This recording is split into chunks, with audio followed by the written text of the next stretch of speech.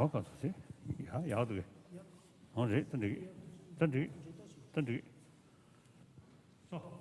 sit down.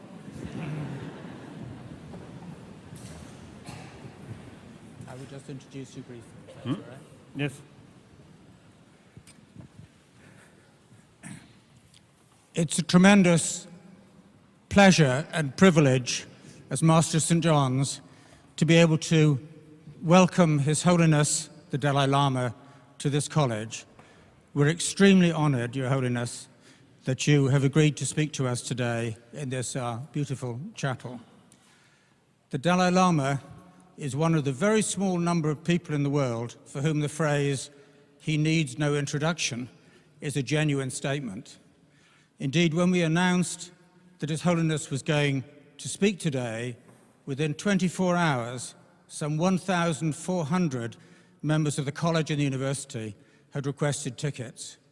This talk is therefore being relayed, I gather the technical word is streamed, to another audience across the road in the Divinity School, and is also being broadcast live to the world on YouTube. In addition, His Holiness has graciously agreed to give a second talk here tomorrow to enable more people to listen to his words and to engage in discussion with him. Although no introduction is needed, I would like to remind everyone that His Holiness is tireless in spreading his message of non-violence, violence and religious harmony. He has received many honors for his work and for his leadership, including the Nobel Prize for Peace in 1989, the Christmas Humphreys Prize from the United Kingdom in 2005, the award of honorary citizenship by Canada in 2006, one of only 5 people ever to be recognized in this way.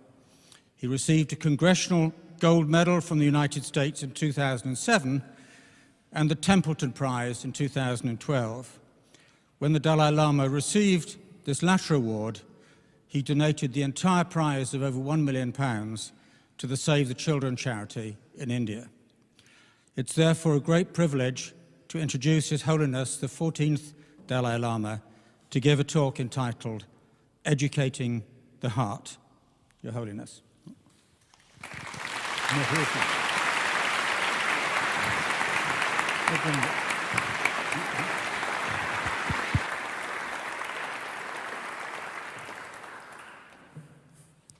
I think from here, the closer I can see your face.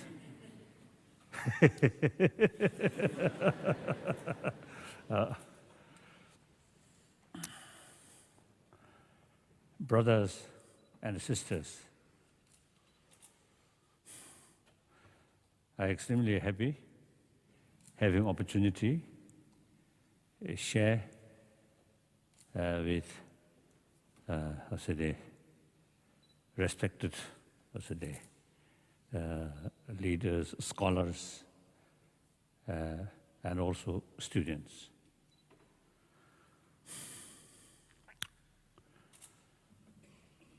So, perhaps I begin this way. I born in one remote village in northeast Tibet.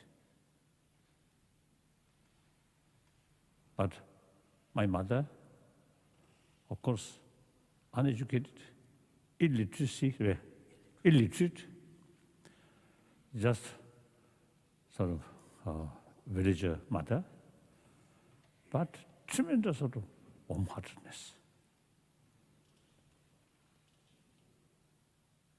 Her children, my brothers, sisters, I think all of us almost never see my mother's sort of angry face. Very, very kind woman. So I received, I think, maximum affection from our mother. So I often used to telling people, half joke, half serious, as a villager child in 30s. So nothing for play, nothing, no choice.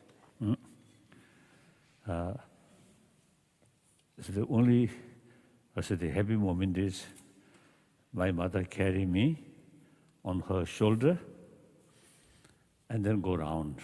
Even when she working in the field, often she carry me. So, and of course, very, very sort of loving, kind sort of mother. So that, I think, a little bit spoiled me, I think. So when I sort of carry by my mother on her shoulder, and I hold my mother's 2 ears. If I want to go this side, if go that side, go like that.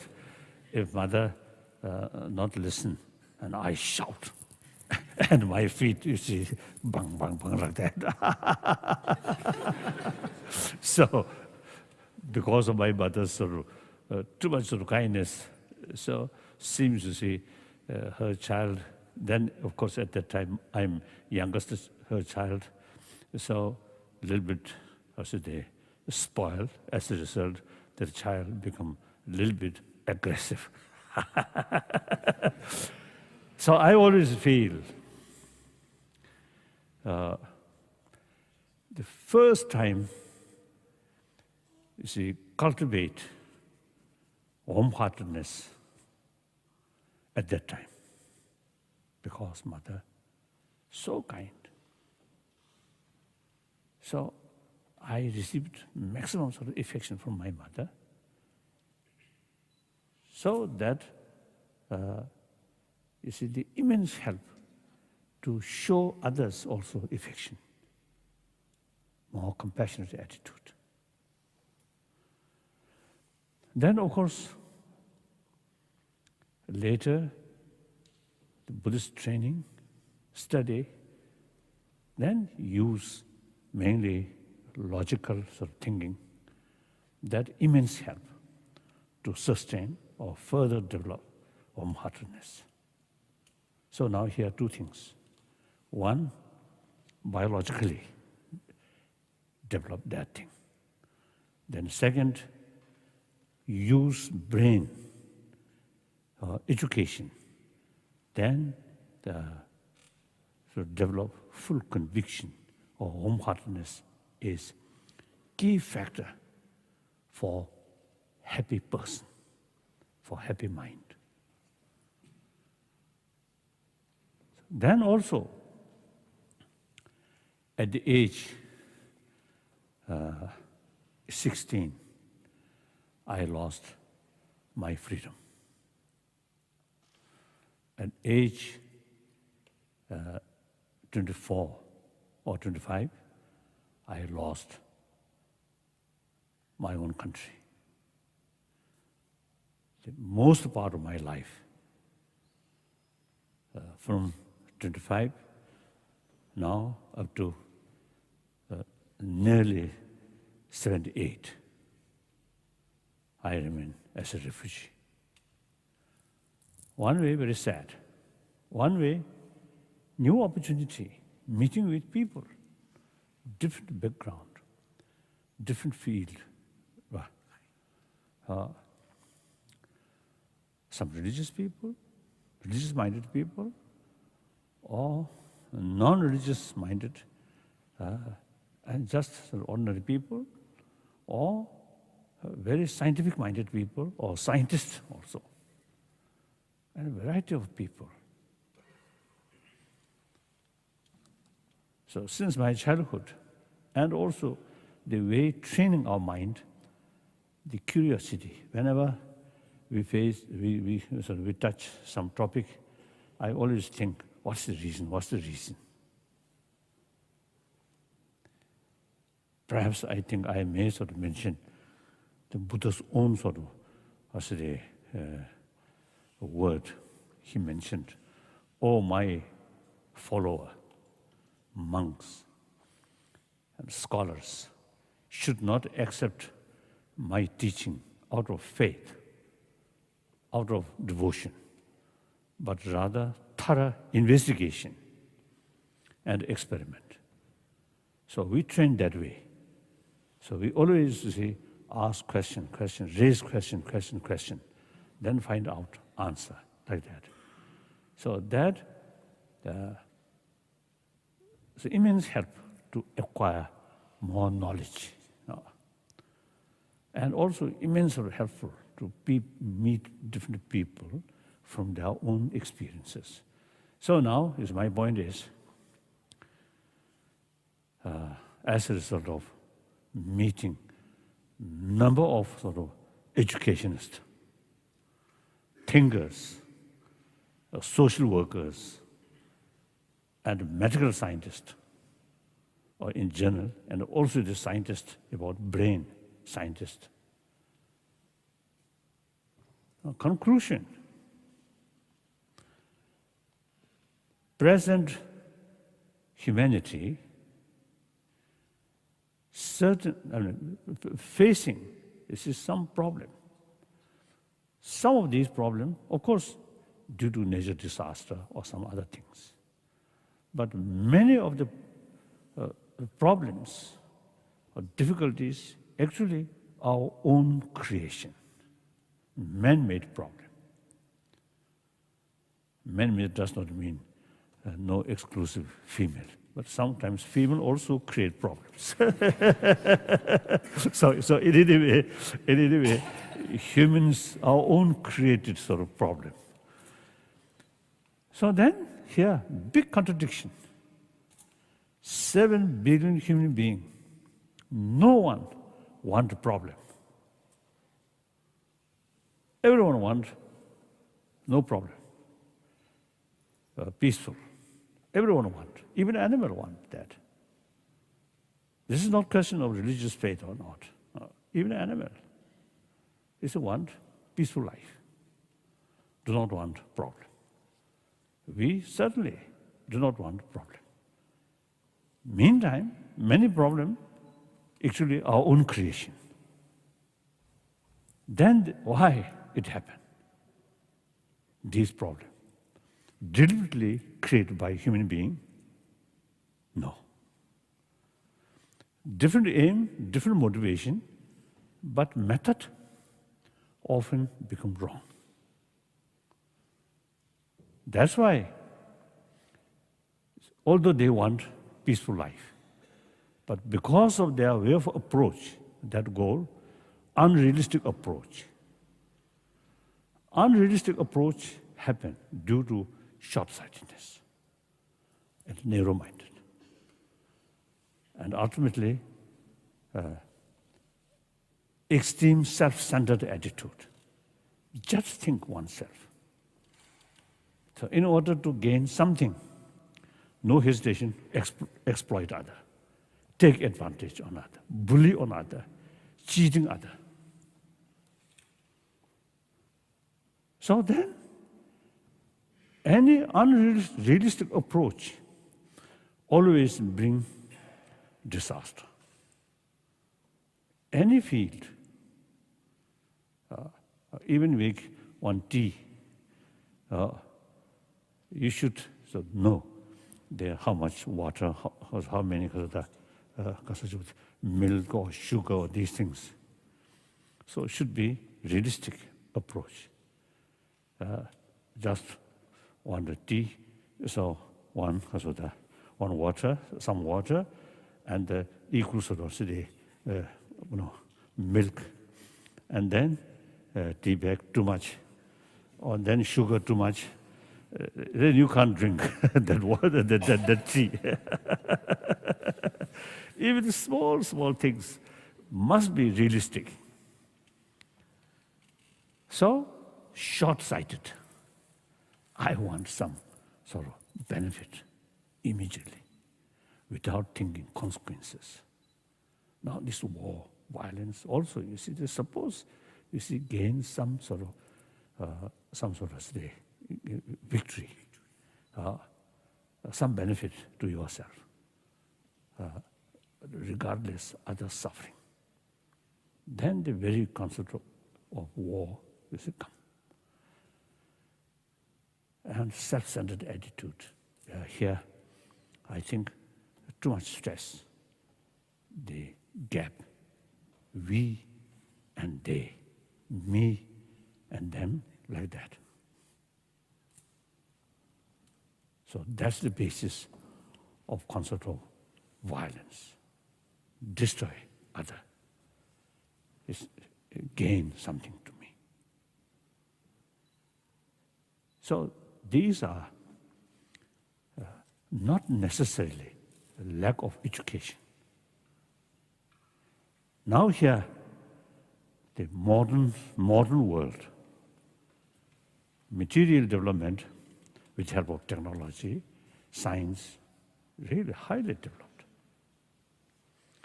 Then these sort of science, knowledge about science or technology, these things also much depend on education.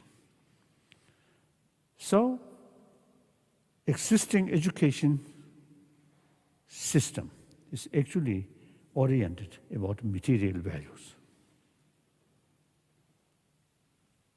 So it seems quite clear, in existing modern education system, not much talk about,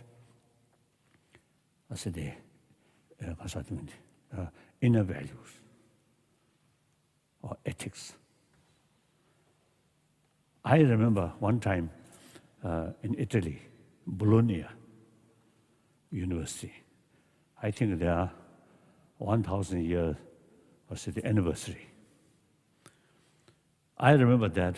I mean, they give me some the honorary degree or something. So their custom is in their custom some peculiar hat, and then one ring is put in your finger. So Buddhist monk not allow that ring. But in order to respect, is in their sort of tradition, I put that ring at least 1 hour or 1 hour or 1.5 hours, like that. So I remember quite clear. So that I think almost one of the oldest sort of separate education institution. I think older than this, I think, Cambridge.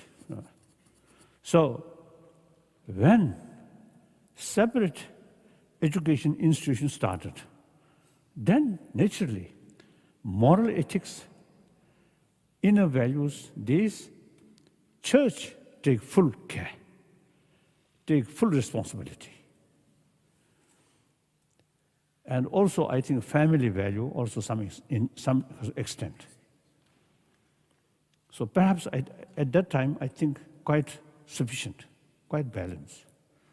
Now time passes, the impact from church also sometimes a little bit reduced.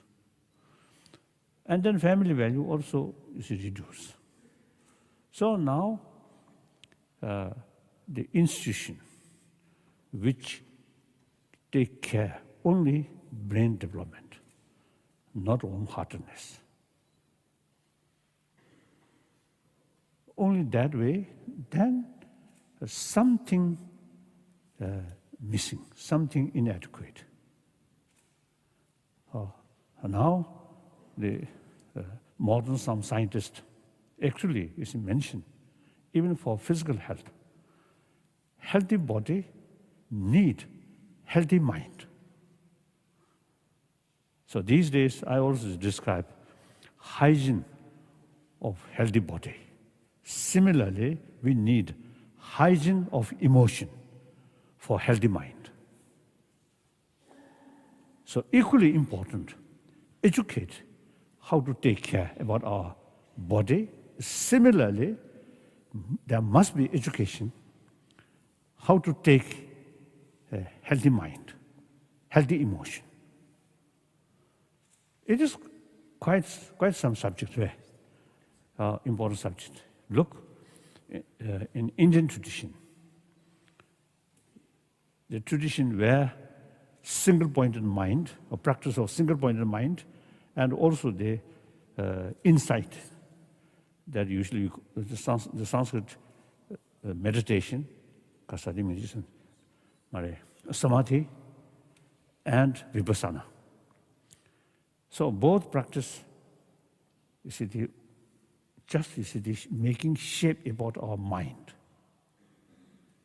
So therefore, in order to carry that kind of practice, the fuller knowledge about mind, about emotion is necessary. So more explanation about mind, about emotion. And particularly in Buddhist Nalanda tradition, Buddhist tradition, also you see a lot of explanation about mind. So therefore, last nearly 30 years, I developed close sort of discussion with modern scientists, mainly 4 fields: cosmology, neurobiology, and physics, particularly like quantum physics, then psychology. So last nearly 30 years of experience, we Buddhists in physical world, their finding, their knowledge is immense help to enrich our understanding about matter or world like that. And then for the scientist, explanation or information about emotion, about mind, the whole system of emotion or mind, which mentioned in these ancient sort of, the tradition, immense help to the modern scientist. Not only those psychologists, but also the brain specialists, in order to know the work or function of brain, the information about emotions and close relation, brain and emotion, these things. So now, I think early period when we start dialogue with scientists, mainly out of my own curiosity. Then later, now I think about 15 years, the attraction about our work among scientists also increasing. And they really found some useful usefulness about this dialogue. And among Tibetan Buddhist monastic institution, the teachers also now gradually realize some usefulness from their knowledge. So then we selected some student, mainly monk student, who already spent at least 15, 20 years study. So small group carry study. Now that become very convincing, very beneficial. So last year, now we formally decided in our bigger monastic institution, now science lesson must include our curriculum. So these things, they, through our own experience or contact with a variety of people, and with full cooperation with these some institution, like Emory University, Stanford University, and also Wisconsin University, and some others. So become quite clear, quite useful, quite convincing. So now here, the more compassionate mind here, the blood circulation, brain, normal, and also the blood pressure reduce. Amount of stress also reduce. The person become much more easier. my own experience, of course, not worthy to mention, but very small. I think more than zero, little bit.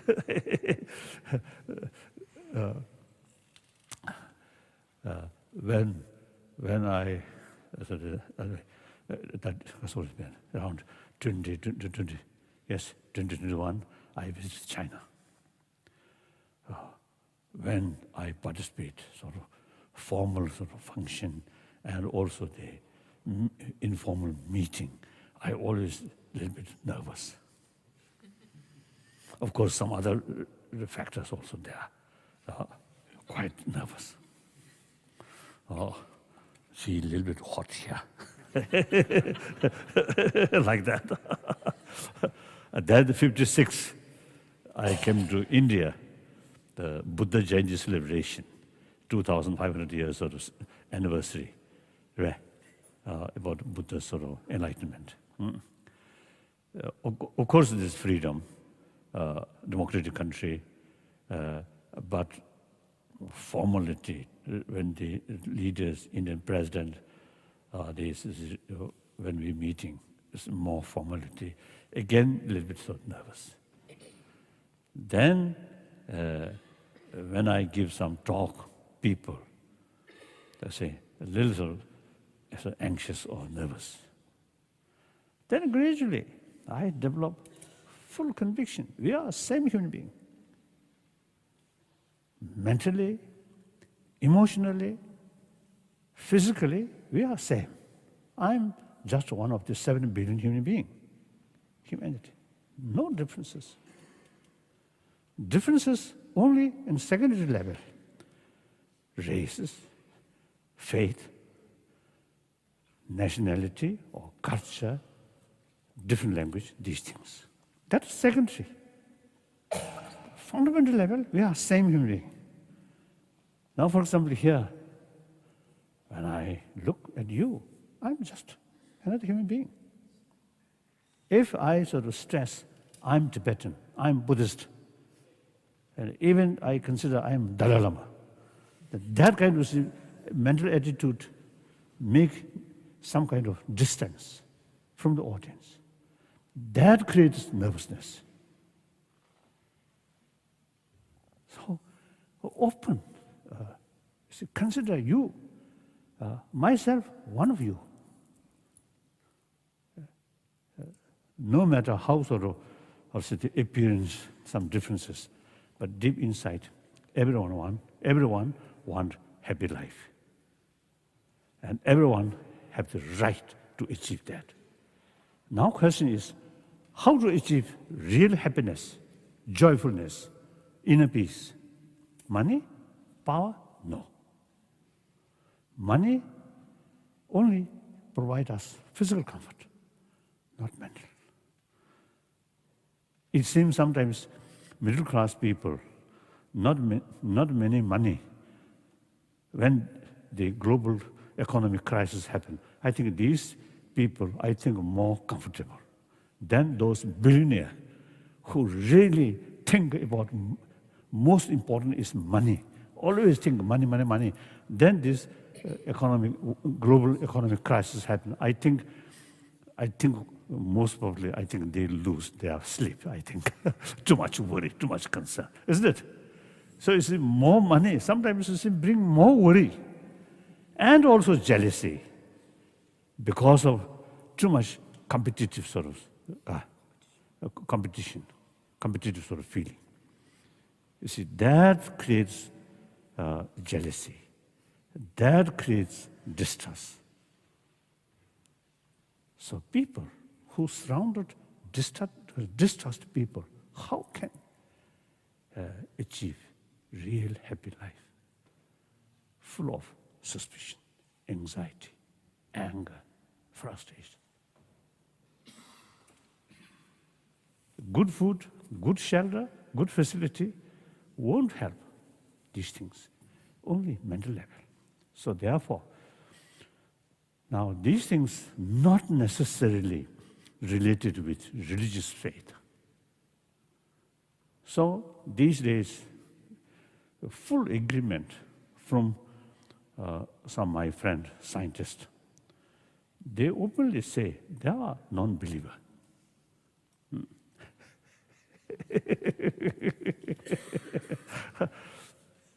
When I discuss with these sort of scientists, I never touch about religious sort of matter.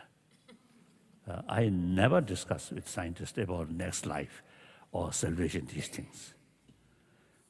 Simply discuss about how to achieve healthy body, healthy mind, and how to tackle these complicated sort of the mind or disturbed sort of emotions. So we learned one important tradition from India. India, almost 3,000 years, one concept of secularism, which respect all religions and also respect non-believer. So now today, recently I saw one report, one Indian national newspaper is mentioned. I think the source come from, I don't know. But that, you see, report is mentioned. That out of 7 billion human beings, 1 billion, over 1 billion, formally stated non-believer. Then also, frankly speaking, you see, among those supposed believer, now I also see, I think we spiritual sort of brothers, sisters, you see, sometimes our belief only in church or in Buddhist temple. Outside temple, outside church, not very serious. So that's why among the religious sort of people, even religious leaders, some corruptions, and also some exploitation, cheating people. I mean, frankly speaking, sometimes I publicly sort of telling, when I give some Buddhist teaching, I publicly sort of telling, the religion sometimes teach us how to act of hypocrisy. In church, in temple, or say nice things, love, compassion, forgiveness. But real life, not much serious about these practice. So therefore, this is lacking of real conviction about inner value. So religion also, you see, become disposal of our destructive emotion, like that. So we need some sort of education system from kindergarten up to university level, educate in order to achieve healthy body, healthy mind. You must pay more attention about our emotion. In order to do that, you need some knowledge about the whole system, or sometimes I call map of emotion. That's important. So purely secular way, so that can be universal and also easy to fit, to include in secular education field. If these moral ethics based on religious faith, then it will never be universal and difficult to fit. Therefore, India's constitution itself is based on secular. Because, you see, the fact that India, when they got independence, already multi-religious sort of community, multi-culture. So therefore, constitution also, you see, they decide secular basis. So according to Indian sort of understanding, secular, not at all some negative sort of negative thing towards religion. No, never. Respect all religion. No preference, this religion, that religion. So therefore, now we, some scientists in America, in their own sort of area or community, they already carry secular ethics, education about secular ethics. They already carry as an experiment. Now we decide in India, with cooperation with some universities in India, now we already committed making draft how to introduce in secular education field about this education about, firstly, education about information about mind or emotion, then the importance of these emotions, then how to tackle these negative emotion, and how to strengthen these positive emotion without touching religion. So that we already sort of doing that. Now perhaps, I think within 1 year, perhaps we may produce sort of some sort of draft sort of paper.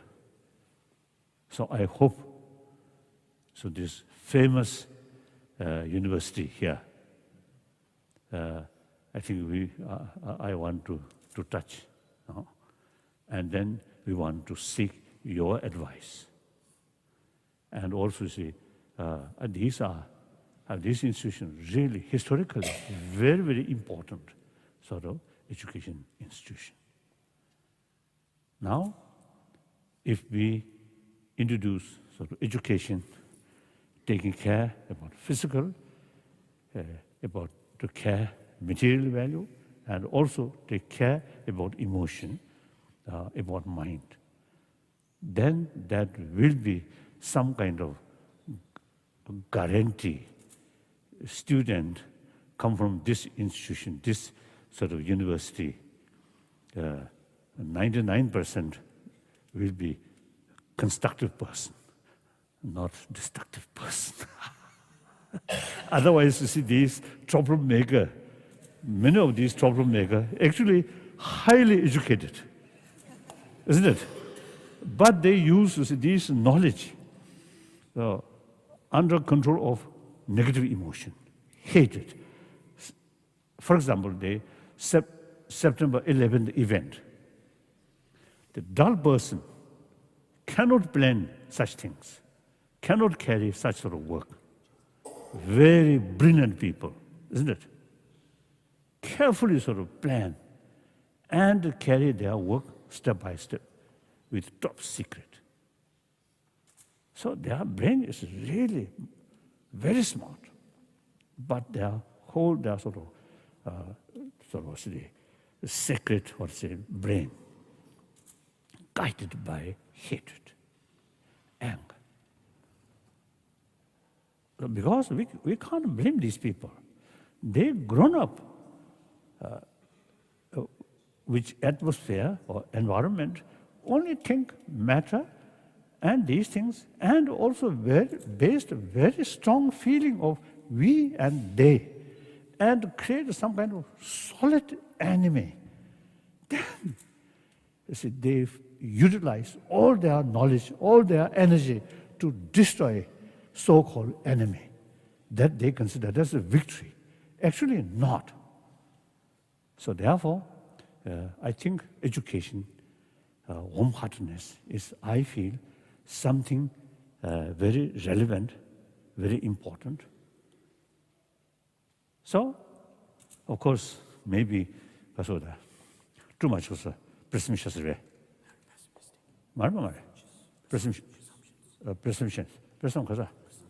Presumptuous. I think talking these things in the front of great scholars, great highly intellectual person, professors and the teachers. So maybe not worthwhile. But since you asked me to talk that, so I compelled to talk. Thank you. Now some questions.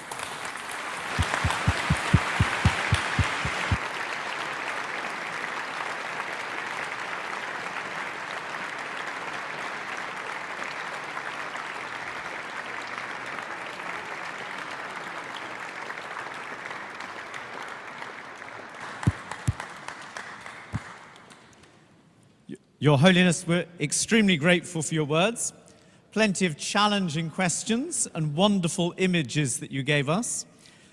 You've kindly said that you will receive some questions. Perhaps if you would let me know when you've had enough questions, because I know you've had a very busy day. But I want to start by asking one of our fellows here at St. John's, Dr. Garatz, who will be asking our first question. Yeah. Tashidala. We are here at the University of Cambridge, which is world famous for its education. But its first-rate education focuses on the mind, in particular, analytical thinking. Now, based on your wonderful lecture, we would love to know what is really the most important that students and staff here can do to educate the heart as well. Thank you. Yes, sir.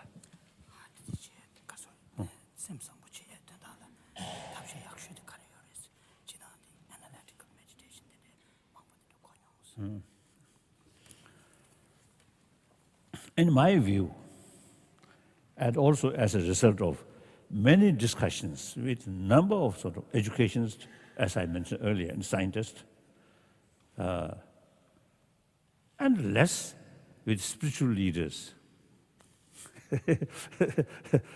more is with scientists and educationists and thinkers. So now, here, I think in the long run, as I already mentioned, we already working some sort of say, curriculum about mind, emotion. Then the further explanation which mind or emotion are destructive to yourself, your own sort of, yourself, more sort of, I said, more compassionate, usually develop inner strength, self-confidence. That way you can talk honestly, truthfully, and also you can carry your work transparently. If, last year I saw one article wrote by one American scientist.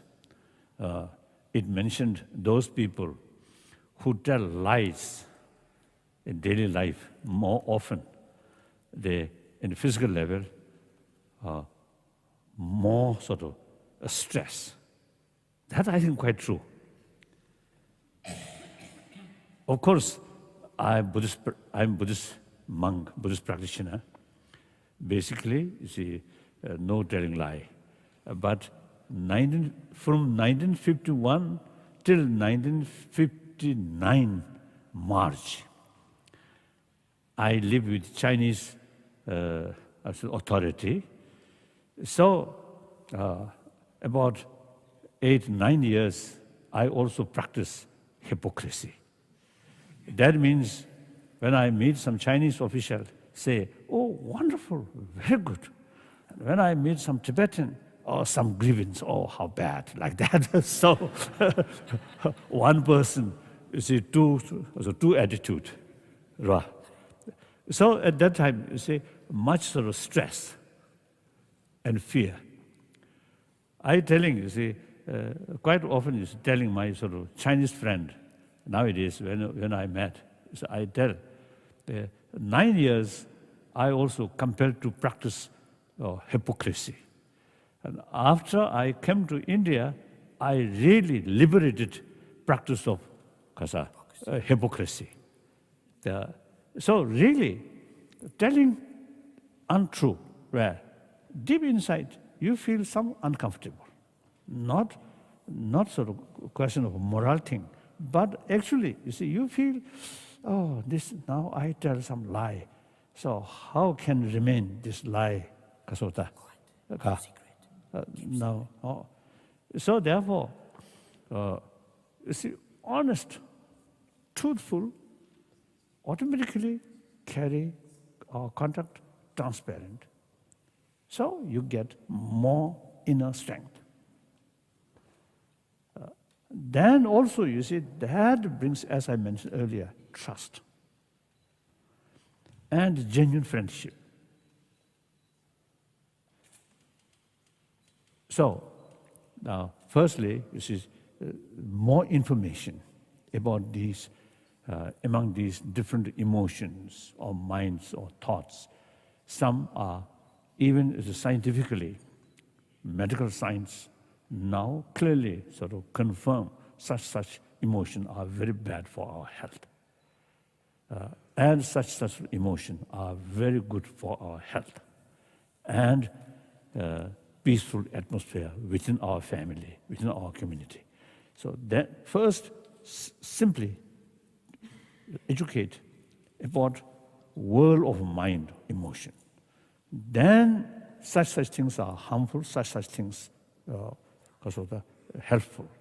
Then they show method, how to deal with this destructive emotion, how to sort of increase these positive emotion.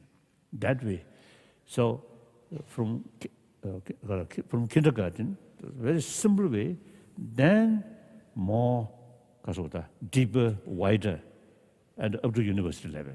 I think we can prepare that. So this is, I think, long run. Then immediate, I think, teachers in classroom is while you teach your subject, and you must show the real sort of sense of concern of their well-being. Actually, like this university, really making shape of students' long future. And through individual future, individual student, it also can affect, leaderships also come from these young students. So I said the way training these people are really quite effective, quite some relations, even global level, leadership come from such institution. They right from the beginning, they carry their study in the atmosphere of full love, full compassion, sense of concern. So their mind, very fresh and very positive. Then months, years go like that. I think students not only more knowledge, but also becoming more warm-hearted or compassionate person. I think that's important. So I think a teacher not only teach them your subject, but also show the real human value through your own sort of attitude. That I think important. Then other I don't know. I think the concerns of people, the scholars, teachers, I think from time to time, some discussions, how to fill up something lacking in existing education field or system. So more discussion. The world changing, reality changing. Now more problem come, I think, because of the population increasing. And also one serious matter, gap rich and poor. We must sort of reduce this gap. So that means the poorer section of people, their living standard must raise. So a lot of work, a lot of complications. All these forms of today, the motivation, inner strength, taking seriously care or concern of these poorer section of people's sort of way of life, living standard like that. So then natural resources also is some difficulties, some limitations. So full of problems. I think within this, our 21st century will not be easy century. A lot of problems, a lot of difficulties come. So we must sort of equipped how to tackle these things. Ultimately, motivation. And motivation also is a source of courage, optimism. Too much negative emotion easily is brought down your courage rate, like that. So therefore, I think more discussions, those scholars, concerned teachers, professors, I think whether existing thing really sufficient or not. More discussions. That I hope.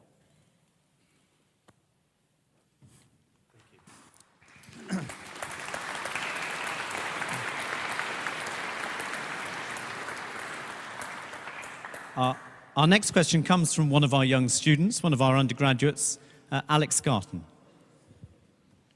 Your Holiness, what do you think are the respective roles of love and wisdom in religion, and which is more important for attaining enlightenment? 가사. Sure. Sure.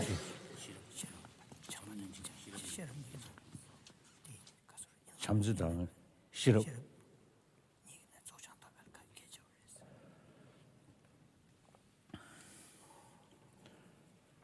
I think some differences due to philosophical views. I think like Christianity or Islam and many other sort of religion, which basic faith is considered creator. So single-pointed faith towards Creator, towards God. Then I think that, or in front of you, this is not Kasota, not Kasota. I feel a little shy. But again, now you see the faith, single-pointed faith towards God. It's actually, you see, you totally dedicate to God. So that immense help to reduce extreme self-centered attitude, isn't it? I'm nothing but God's creation. So Buddhists use no soul theory, no soul, soul theory. So sometimes we call selflessness theory. It's a different method, but same effect, same goal.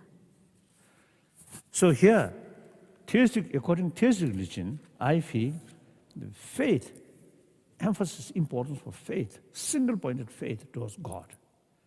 I think that very, very powerful. And this very life created by God. No concept of previous life. Next life, difficult to say. You remain some period in coffin, then after final judgment, go to heaven or hell. So there is next life, something like that. But previous life, no previous life. This very life created by God. So that brings strong feeling of intimacy with God. The more feeling that, more willingness to follow God's way. So God, when we describe God, infinite love. No theistic religion say God is full of anger. Nobody says that. Full of love, full of compassion. So we ourselves is created by such sort of force, full of love. So we also have this sort of potential of practice of love. These things mainly through faith and compassion, forgiveness. These practice brings your own salvation. Although the previous Pope, the German Pope, you see, I had the opportunity meeting him. Wonderful. So he mentioned faith and reason must go together. He once was mentioned. So you see, he indicates the wisdom also, you see, involved. One thing. Then non-theistic religion, like Jainism and Buddhism, and particularly Buddhism, the practice of compassion itself, you see, used by logical sort of approach. reasoning. How much benefit selfish, how much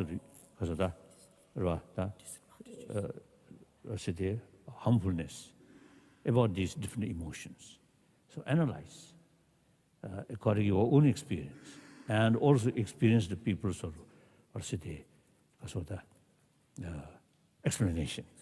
Through that way, we analyze. So Buddhist way of approach, compassion and wisdom must go together, combinedly. That's Buddhist way. Like that. Thank you.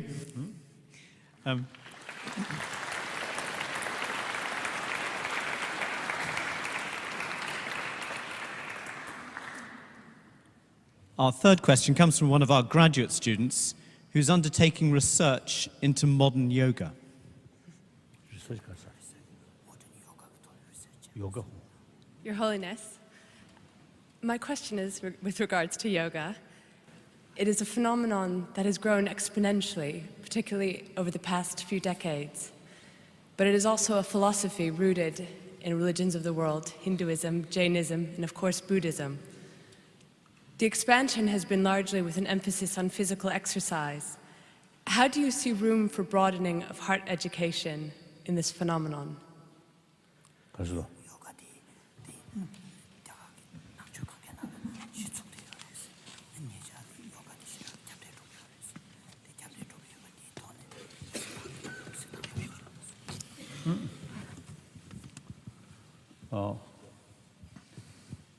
Yes, yoga, there are a variety of yoga practice.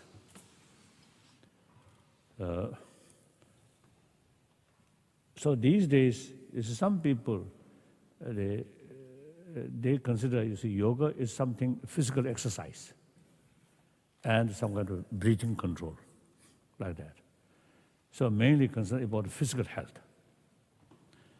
And a healthy body also is some impact, mind more calm. No.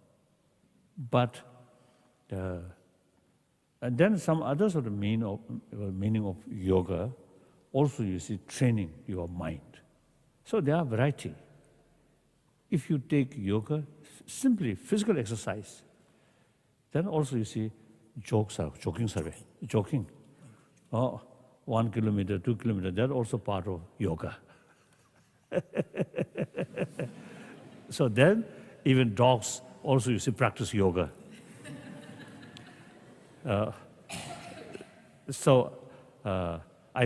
First, I think, we make a distinction, what kind of sort of yoga.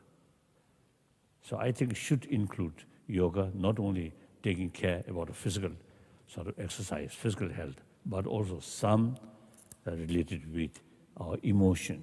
That, I think, more long-lasting effect.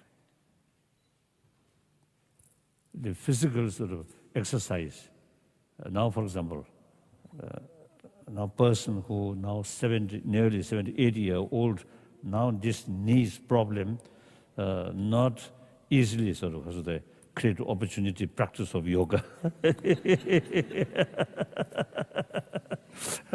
But yoga which related with mind or emotion, the physical doesn't matter. I can meditate, I can think, I can analyze, analytical meditation. So no problem. So I think long-lasting, even I think my own case, perhaps my age reach after 10 years, 88. After 20 years, 98. Hopefully, my brain is still working. So I think that kind of sort of yoga with related to my mind or emotion can practice even, 80, 90, even 100 years old. Physical exercise, then goodbye. You cannot carry. Isn't it? Isn't it like that? So I think you should find out what kind of yoga, and not just sort of relying on one person say, oh, my yoga practice is the best. Don't believe that. Or further investigate. That's very, very important. Sometimes as a teacher of these things, they say, like some advertising, best, cheapest, quickest. Just advertising. So that also is happen. So you should learn or investigate different yoga, then make sort of comparison. That's very important. Yes. Thank you. I think your chair there. I think chair. Yeah, Osta.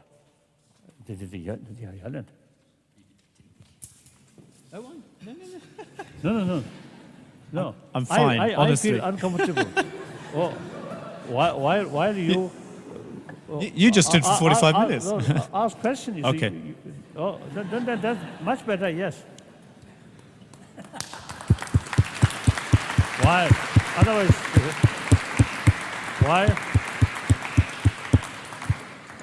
while you see, we enjoy question and answer, he like some kind of punishment. Whole time to stand. I don't like that. I might enjoy standing. But this moment you feel happy. But when you reach your own home, you really feel tired and living like that. So better to sit. Yes. Now next question. Thank you for your compassion. The next question. I think a lot of students would resonate very strongly with this question. So, Mubin. What advice would you give to students who are unsure what to do once they've completed their studies?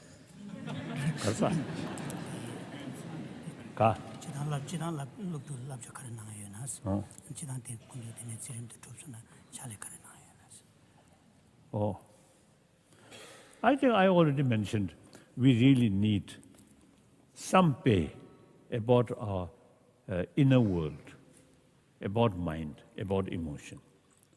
You from India? South Africa. And your ancestor Indian, from India. So you should pay more attention about ancient Indian psychology. That's, I think, really worthwhile. And then people, I already mentioned, we need some kind of study or education about secular ethics. That means take concern about warm-heartedness. Then my daily, after finishing my talk here, I usually get up now these days about 3 o'clock in the morning. I think most of you, enjoy nice dreams, I think. I get up about 3, then some analytical meditation, and then also, like part of my yoga practice, part Tushaleche. But okay, jogging. Even in my own room, you should go like that. And meantime, some sort of, with this rosary, recite something and go about 40 minutes like that. I always do. And then also is some simple sort of yoga practice like that. And if I should demonstrate to you something like that, some visualization, then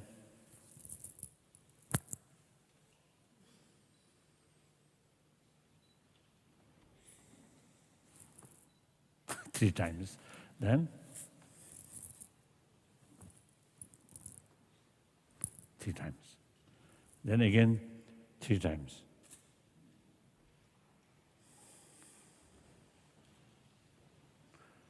That also quite good. And some can practice, they concentrate on breathing. Go, come in, go away, like that. 21, or sometimes 100, like that. So then, of course, also shower, always. I never use, taps, bath tap, for preservation of water.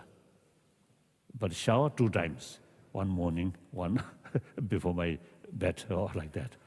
So I don't know how much water I really use, I don't know. So in any way, then evening, I go bed quite early, 6:30, 7.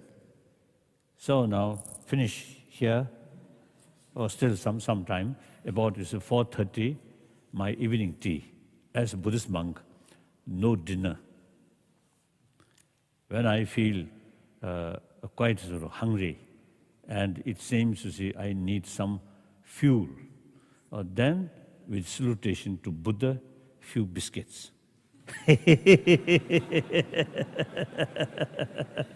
That's my dinner. Those other sort of meal. Then around 6:30, sleep. So usually 8, 9 hours, very sound sleep, always. Oh, one thing, you see, time zone change. My sleep, no disturbances. I set my own watch, the local time. Then local time, about 6:30 p.m., 7, I already feel sleep. Then exactly the local time, next morning, around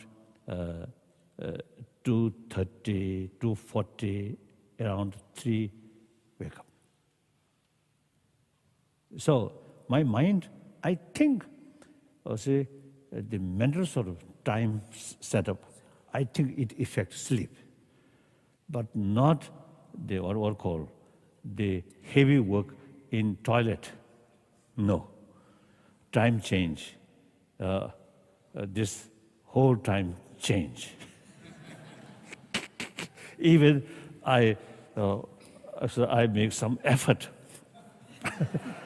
Didn't work. So I noticed to see physical sort of time, physical clock, and sleep clock much related with mind. So mind setup. Now I must get up this time, local time, wake up. So I think if there is some sort of research work, I think should research how much sort of relation sleep and mind and this bowel, because bowels are bowel movement and mind are something different.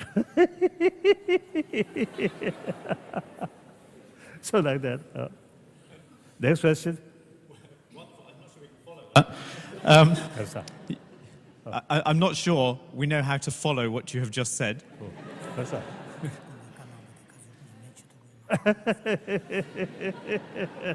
But we'll try. So my next question, our next question comes from another fellow of the college, Dr. Gali.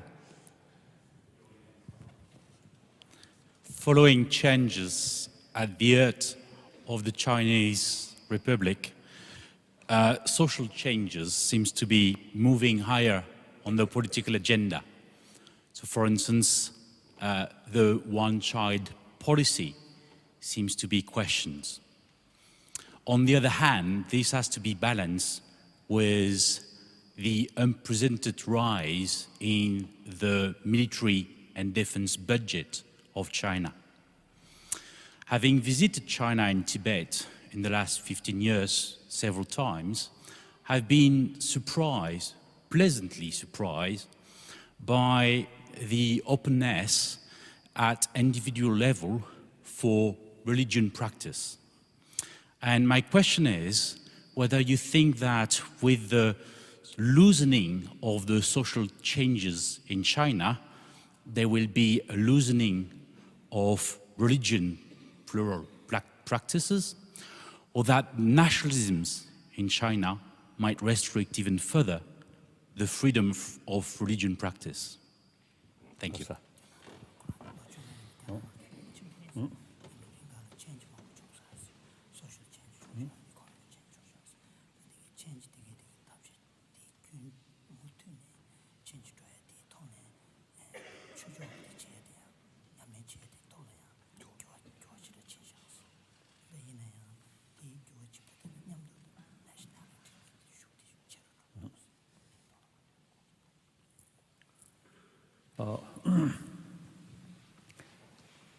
As China, People's Republic of China, last over 60 years, I usually see, sort of also describe 4 eras.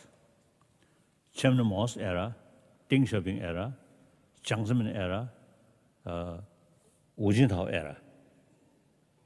So each era, some differences. So this shows the same Communist Party and the same authoritarian system. There is ability to act according new reality. I think during Mao's era, like a Cultural Revolution, deliberately destroy sort of the 4 old sort of tradition of these things, including religious faith. Now today, I think 3 years ago, I saw one report made by one Chinese university, according to their survey,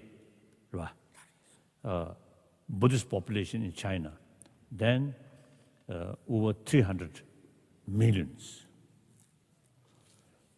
Now, last year, I met some sort of Buddhist,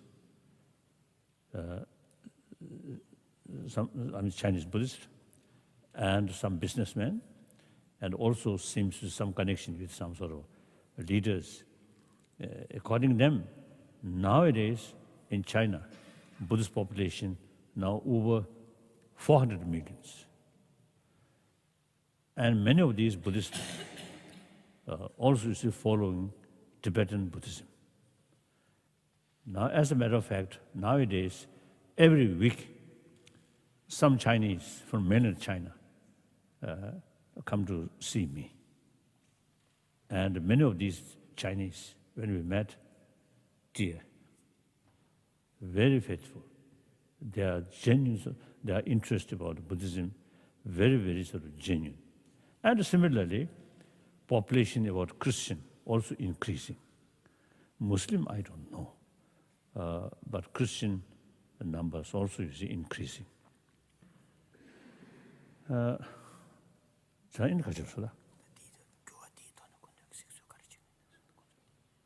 So, China, most populated nation and ancient nation.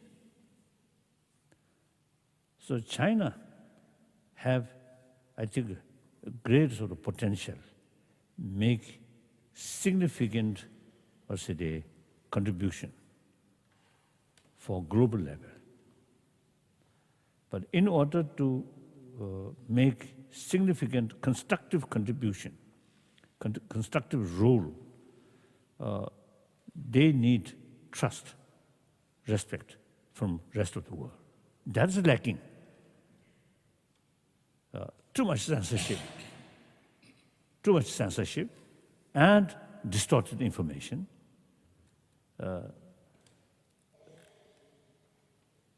So that sometimes creates suspicion among the neighbors.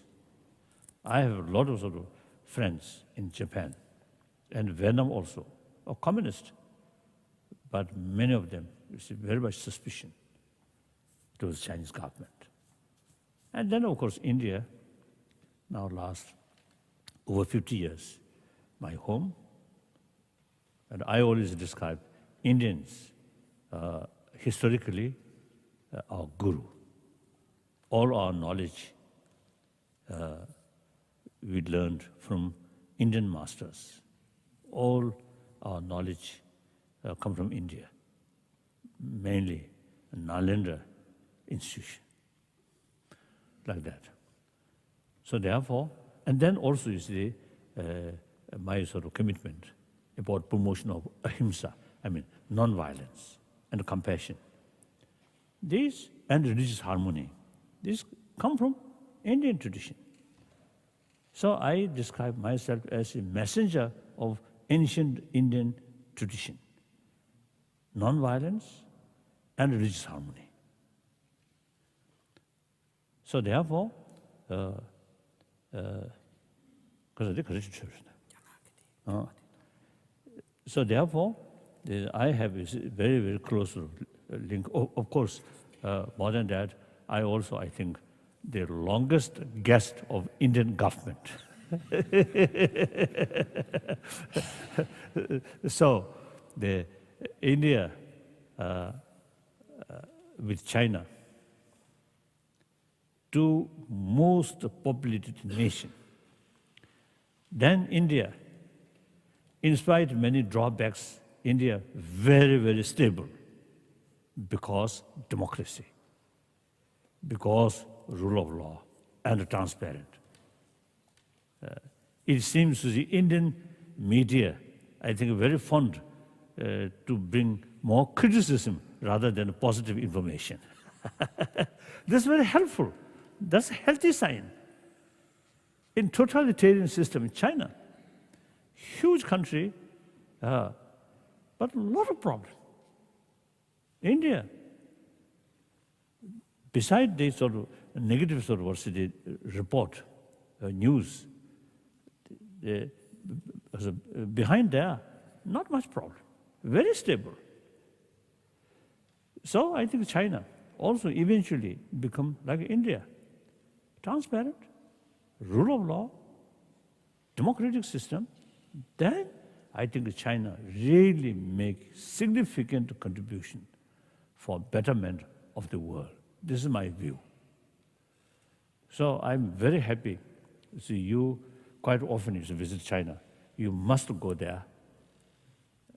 And the real sort of one of the important cause of this problem is their ignorance, their fear. So you see, like you visit and make sort of close sort of the friendship, and then tell the truth. That one way their ignorance reduce. Secondly, their fear reduce. My own sort of experience, when I first visited Soviet Union, 1979, you see, the government deliberately created some kind of sort of false impression. Unless Soviet Union prepare militarily well, the Western about to attack on Soviet Union. I know Western sort of mentality, Western sort of thinking. Before my visit to Soviet Union, 1973, I visited Europe, including England. I know here, more fear. Something come from East Bloc, Warsaw Pact, isn't it? Oh, there's no sort of thinking or no tendencies where thinking to attack Soviet Union. But in Soviet Union, they deliberately create some kind of, sort of impression. So similarly, look, North Korea now. They sort of loudly say America going to destroy them. So they have to prepare like that. So China, during sort of the 50s and 60s, they always say the American imperialist going to attack China, going to destroy China. So they always consider America as a number one enemy. Soviet Union, their number one friend. Then later, gradually, the Soviet Union, their enemy. America become their friend. So these things, I think, now I think no longer any fear among the Chinese. I think one sort of clear sort of, the indication, large number of Chinese students sent to America, sent to England. I just met some Chinese sort of student, about 100,000 Chinese students in England. And America also, I think, even more. So these are the indication. Now no longer much sort of fear. I think no single North Korean student, I think, here in America, I don't think. They're completely isolated. So these are source of danger. So go there, make friend, inform the reality, and make friend, reduce fear, inform them reduce their ignorance. That's very, very important. Yes, now next question. We're doing all right for time. No, okay, no, okay, no problem. No problem. Now, because of my sort of meeting with Chinese there, so Chinese student there, so delayed, come here.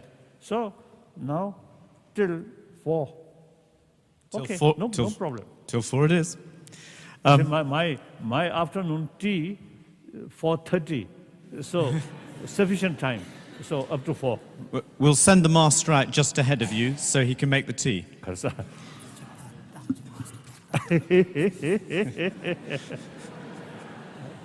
Yes, thank you. Our next question is from one of our graduate students, Sandra. Your Holiness, even recently we've seen new political conflicts emerging in Asia. Do you think that the tremendous success story of European post-war reconciliation and unification could one day become a role model for solving these long-standing political conflicts in Asia? Thank you. Not very clear. Can I have your paper? Or can you say a little bit louder? Yeah. Slowly. Oh.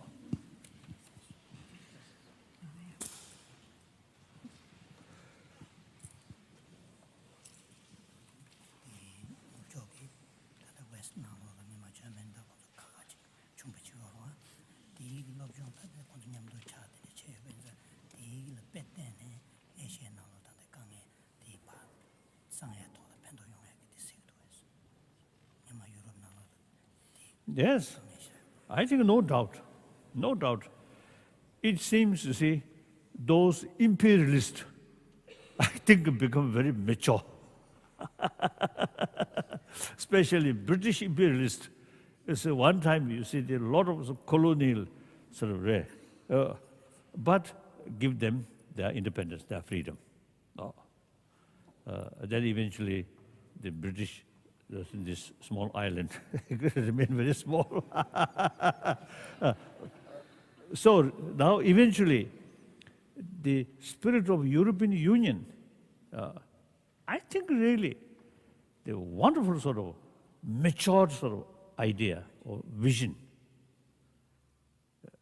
During First World War, Second World War, French and German, really, you see, killing each other. Right? Oh. But then, eventually, I think under the leadership of Adenauer and de Gaulle, you see, they eventually, you see, create the concept of European Union. The British are still a little bit sort of hesitant, isn't it? And Switzerland.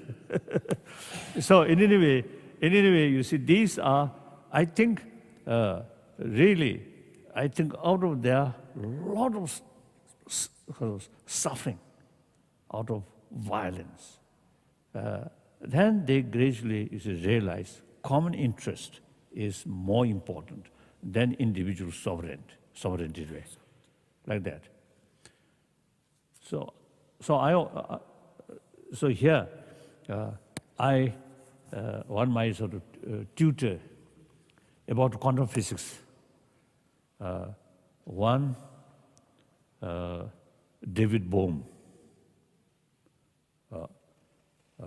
Another, one German, the von Weizsäcker, the former, elder brother of former German president. So one time, you see, von Weizsäcker, you see, told me when he was young, in early 1920s or 30s, even I think 40s, of course 40s. Every German eye, French is their enemy.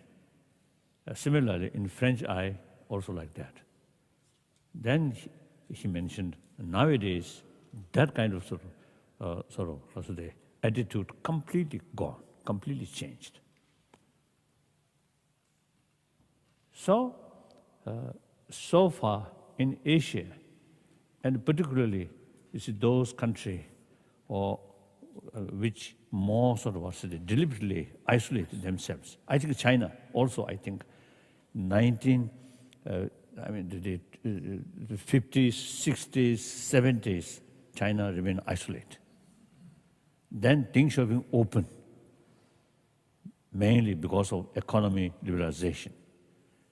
So the many Chinese now, you see, they really fond following American way of life or American culture. I noticed, you see, many Chinese women, you see, dye, you see, change the color of their hair. Oh, I think among Indian, less. So many Chinese, young Chinese, much excited about Western sort of culture or Western sort of way of life like that. So this, I think, world through information, through tourists, through sort of more closer sort of interaction. So far, mainly economy, but byproducts were much changed, much sort of positive sort of things now coming. So that's my view. Under the thing is, land this way, land this one, like that. So I think that's the only way. As I mentioned earlier, population increasing, the economy heavily interdependent, not only nation to nation, but also continent to continent. That's the reality. And then on top of that, global, or say the ecology, global warming. So these new reality compel to humanity, we think more wider way, and we should think oneness of humanity on this planet. So I think things are changing. And meanwhile, you see, we have to work, we have to make effort through education, isn't it?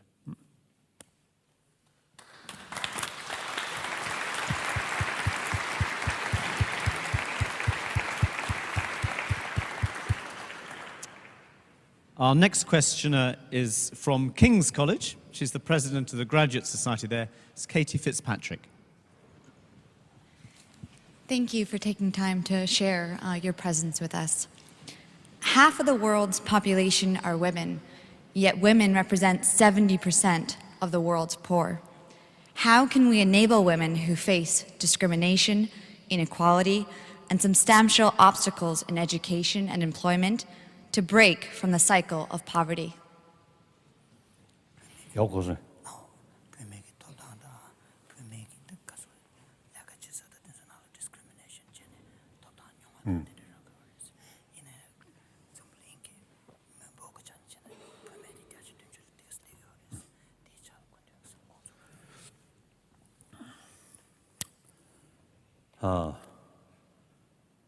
I heard on a small island in the Pacific Ocean, their tradition, mother is the leader each family. The female, they consider more important. I think we should learn that culture, I think. Actually, many years now, I think, at least 20 years, I usually was telling people, I express the concept of leadership. When a human being, so the original, right at the beginning, no concept of leadership. Everybody work together. Whatever we get, some food, share equally. Then population increased, and a farming system also then developed. Then some quarrel or some injustice, something you see happen. So then leadership idea or concept of leadership develop. At that time, no rule of education.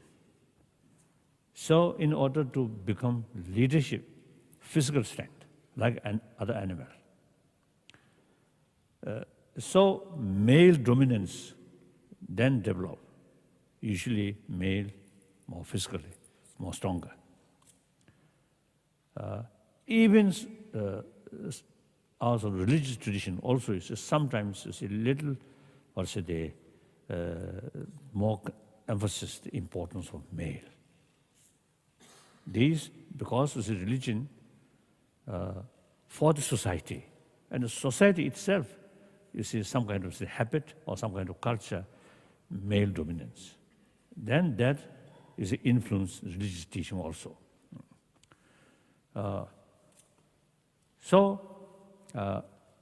But then education develop. Education brings more equality. The leadership, more important, because in order to become leadership, not only physical strength, but also brain or education. So that brings more equality, female and male like that. Now, time come, as I mentioned earlier,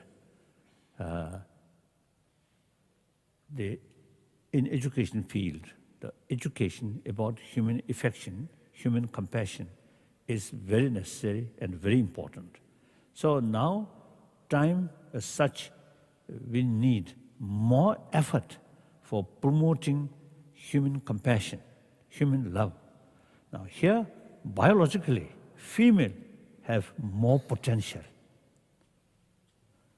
Some scientists tested, experiment, two-person watching one sort of one movie or image, the person passing through painful experience.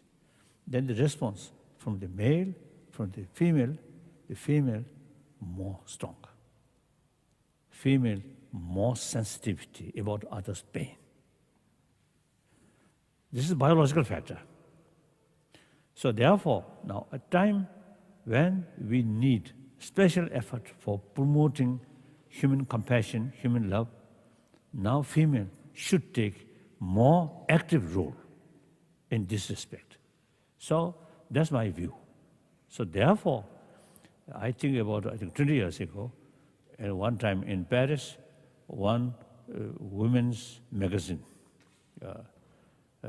one interviewed.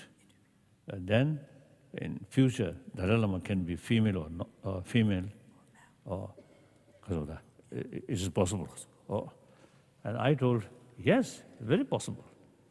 If the circumstances is such, female Dalai Lama can be more useful for Buddha Dharma and serving to people, then female Dalai Lama certainly come.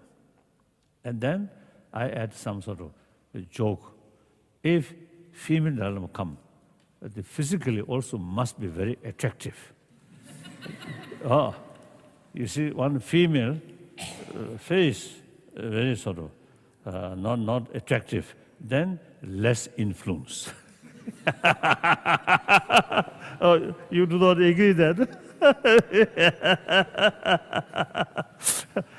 So I just told like that. So, in fact, in Tibetan tradition, Tibetan Buddhist reincarnated sort of tradition, some very high Lama, actually female, I think over 600 years, or something Dorje Phamo, I think almost the same period that of Karmapa reincarnated sort of institution, like that. So there are female, important female reincarnated sort of tradition already there, like that. So female, and then I would like to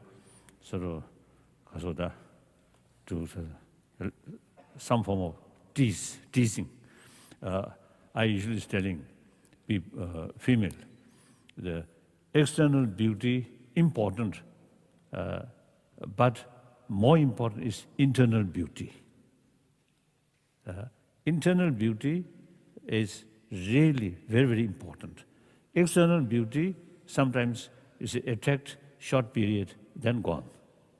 Internal beauty there, then the friendship remain long-lasting. So here, one story. In early 60s, one Tibetan monk official, he disrobed in early 60s. Very good one, very good sort of monk, very good, very good officials. I know him very well. So after he disrobed, and I tease him, oh, your wife not that much attractive. Then he answered me, oh, outwardly not attractive, but internal beauty is so good. So then I have no argument. So internal beauty, warm-heartedness is really female biologically more potential. That's my view. So I think very, very important. Make more sort of self-confidence. And instead of sort of some feminist sort of movement, some Westerners who very much feminist, who also used to follow Tibetan Buddhism, and it seems they also wish Buddha should be female. I think some Christian, maybe Jesus Christ should be female. Of course, you, quite good, you see, Mary and Jesus Christ. Very good. So like that. Okay, good. Now, next question.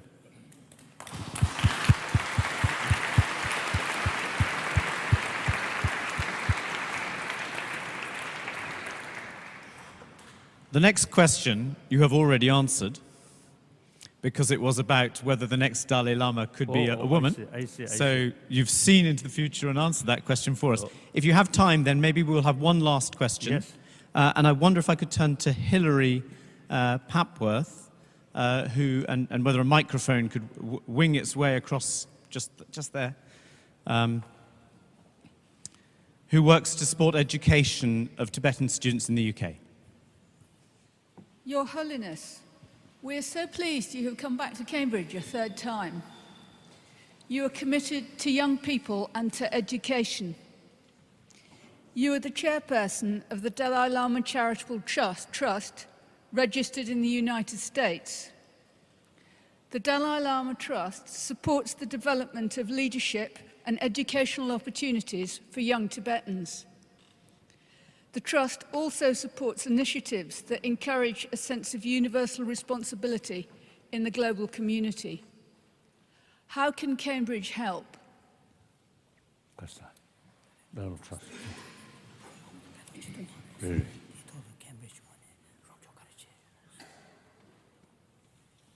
I think some scholarship.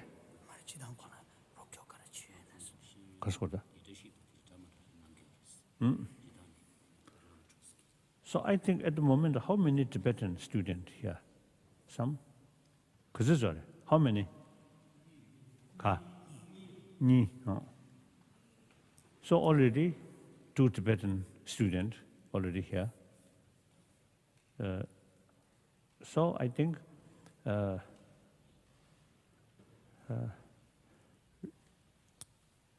now the number of students whose examen reach very high top, but that also increasing.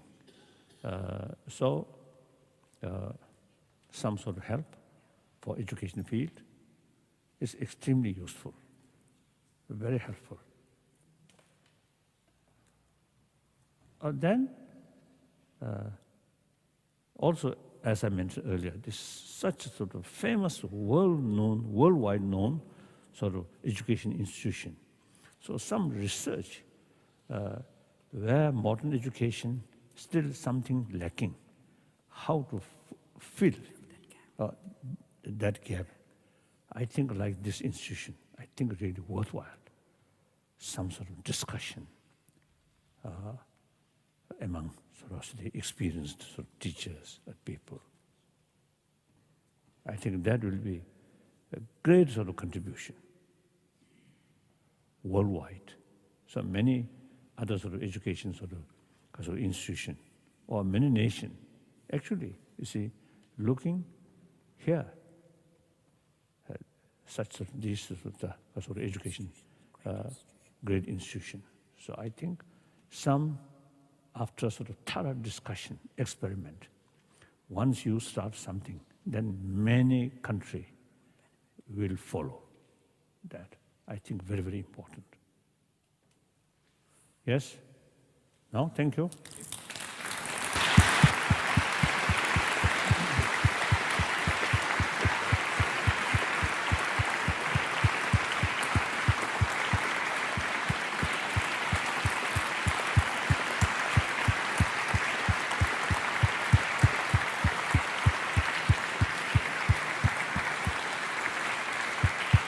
Thank you. Thank you. Thank you. Thank you.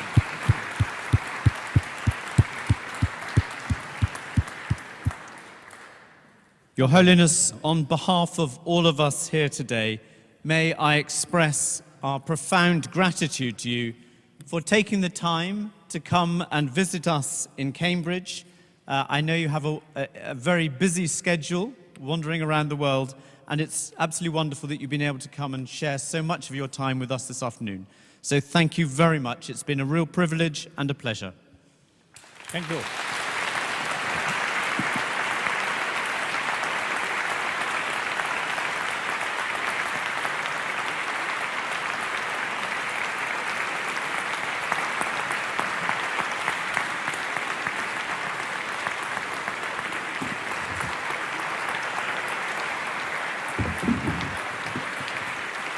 Yeah.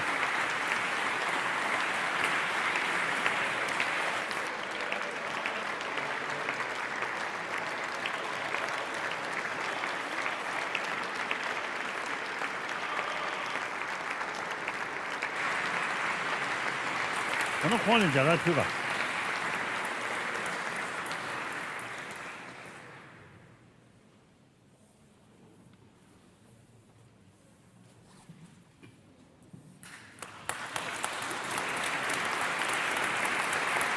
Thank you. Thank you. Thank you. So, thank you.